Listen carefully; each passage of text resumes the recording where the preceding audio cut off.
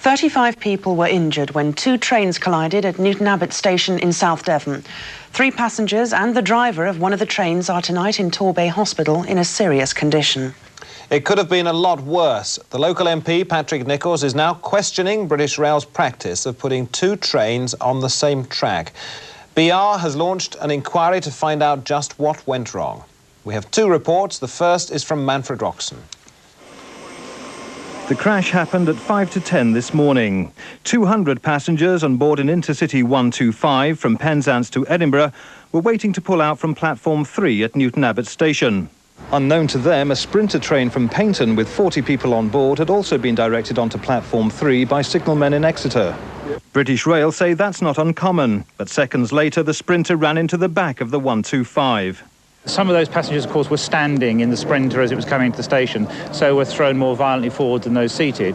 They've all gone to hospital now, and probably up to half a dozen may be classed as serious injuries. The casualty toll finally reached 35, including several children. A fleet of ambulances and the air ambulance helicopter took them to Torbay Hospital. This afternoon, the hospital confirmed 4 have serious injuries. Others have been treated for broken limbs, cuts, bruises and shock. The impact buckled the Sprinter's doors, trapping 16 people inside. Firefighters used cutting gear to reach them. The Sprinter's driver and guard were among those injured. The driver has already been questioned by Transport Police. Any member of railway operating personnel involved in incidents like this are subject to stringent testing, which has been done. I don't have access to the results of that test, but really that is between us and the individual concerned. But rest assured that the test will be done. Every possible angle as to what might have caused this will be covered. That includes alcohol testing? That includes alcohol testing, drug testing and all the technical tests on the equipment. The Employment Secretary was in Devon on other business, and he came to inspect the crash scene. All I'm concerned to make sure, as I'm responsible for the Health and Safety Commission, is that everything possible is being done to investigate the cause and to discover what went wrong as quickly as we can. Today's crash is already raising serious questions about putting 2 trains on the same track. That's obviously the question which the inquiry is going to have to decide. And certainly, once the inquiry has taken place, if anything has to be taken up with government, I shall certainly do it. Until recently, Newton Abbot was a major British Rail station. I'm standing on what was platform 4.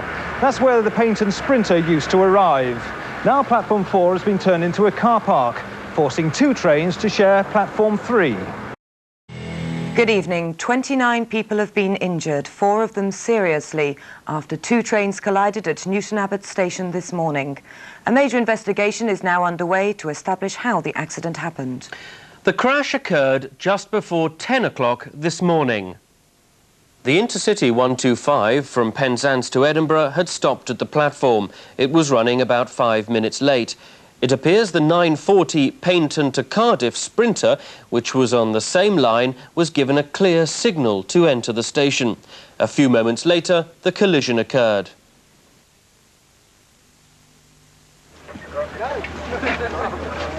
Emergency services were at the scene within minutes of the crash. Firemen had to cut the doors of the Sprinter open to get the injured out.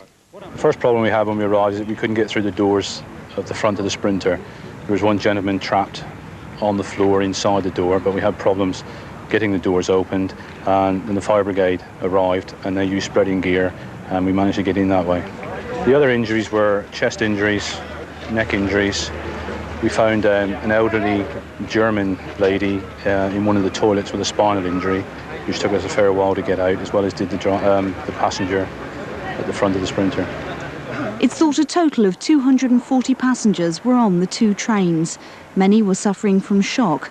The injured were ferried to hospital by 11 ambulances and the Devon Air Ambulance. Staff at the station immediately began to investigate the cause. We've got technical experts representing the people that look after both kinds of trains, the people that maintain the track and signalling, to investigate what happened, why it happened, whether everything took place in the correct sequence. And as soon as a report is published, then we'll have some idea of exactly what happened. But at the moment, we're in the process of finding out ourselves. Rail services were severely disrupted throughout the day, but the line is now being cleared.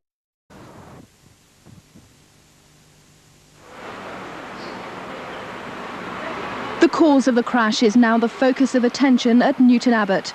A full investigation has been promised by British Rail and the Transport Minister Robert Key. The scene was visited by the Secretary of State for Employment this afternoon. He fended off criticism of cutbacks in British Rail, saying that funding was not at fault here. That point has been answered by British Rail, who say that they cannot see it has any relevance to this accident at all. But it's very important we learn the lessons we need to find, to discover, to make sure something like this just cannot be allowed to happen on our British Rail system. The number of working platforms at Newton Abbot have been halved since 1987, although it is common practice to have 2 trains at a platform at the same time. Also, the signal box has been closed, with the centralisation of the system at Exeter. The signalling will be a major element in the inquiry. What signal did the driver see? Was he stopped at the signal outside the station? Was he then given what's called the calling on signal to allow him to come in slowly behind the train that was already standing? His evidence will be vital on that, together with any other witnesses as to what signal he saw.